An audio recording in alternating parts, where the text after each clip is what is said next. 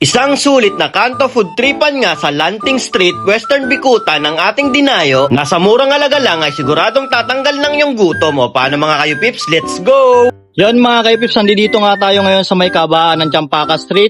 Corner lang siya netong Lanting Street at dinayo nga natin ito yung literal na kanto store. Ito nga yung kanto na food tripan. At samahan nyo ako mga kaipips at itanong natin kay kuya kung ano yung mga binibenta nila dito. Magandang gabi boss Jan. Ay. Boss Jan, ano bang mga tinitinda nyo dito?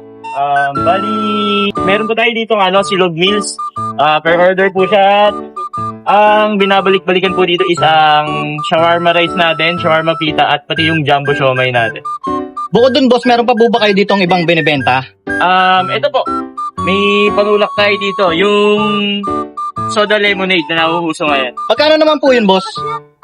Yung soda lemonade po natin is merong small, medium, large, 25, 35, tsaka 45. Doon naman po boss sa mga food trip nyo boss na shawarma tsaka sa may silog, magkano po yung mga rate niya? Ang shawarma pita natin is isang size lang, 65 pesos siya. Tapos kapag buy one take one is 120.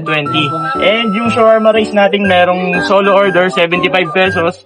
And yung double po is 100 pesos po. And boss, matanong ko lang boss, ano po pala pangalan ng store nyo?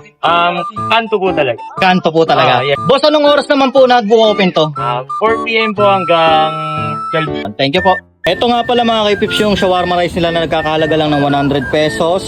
Tapos ito rin yung kanilang shawarma na nagkakahalaga ng 120. At yung kanilang nachos mga kaipips na nagkakahalaga lang ng 85 pesos. Tsaka meron din sila dito mga kaipips yung siomai nila na nagkakahalaga lang ng 110 pesos. At yung kanilang siomai rice na nagkakahalaga lang ng 65 pesos.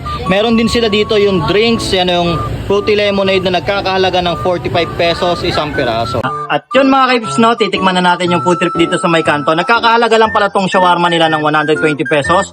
Buy one take one na to. Tikman na natin. Ayun mga kaipips, so kitang-kita nyo yung lettuce dito, sariwang-sariwa. Tapos yung sauce niya, creamy-creamy sa loob. Tikman natin.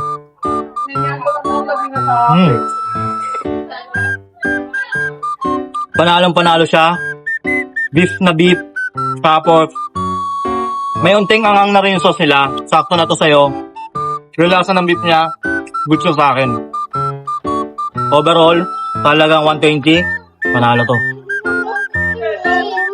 At syempre mga kaipips, hindi natin papalagpasin na hindi matikman tong kanilang siomai dito. Sa halagang 110 pesos, meron na tong 10 pieces. So natin. Yun o. Kita nyo naman yung laman sa loob. Meaty-meaty, lasang-lasa, palo. Tsaka medyo masarap to kasi medyo inanghangan na natin yung sauce niya. Sarap. At syempre mga kaipips, pag trip nyo mag-Netflix, meron na dito nga food trip. At kung gusto nyo rin ng pamulutan, saktong-sakto rin to. Tikman natin. Yung kanilang nacho na nagkakahalaga lang ng 85 pesos. Yun o.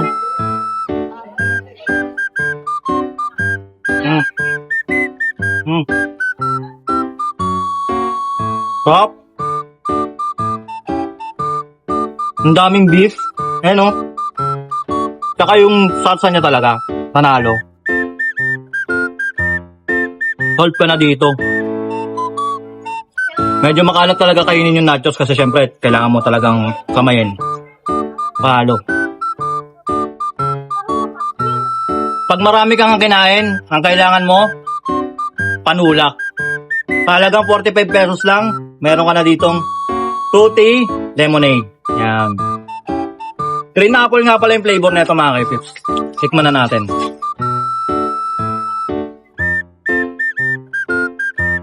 Sarap. Sulit na sulit yung nata niya. Tapos, refreshing na refreshing kasi ang lamig. Sakto nga talaga yung mga gantong drinks pag marami kayong kinakain. At yun mga kaipips, pag napadayo nga kayo dito sa Champaca Street, corner lang siya ng Lanting Street, dayuhin nyo na tong kanto. Ito yung literal na kanto food tripan. Sulit dito at hindi kayo magsisisi sa mga foods nila.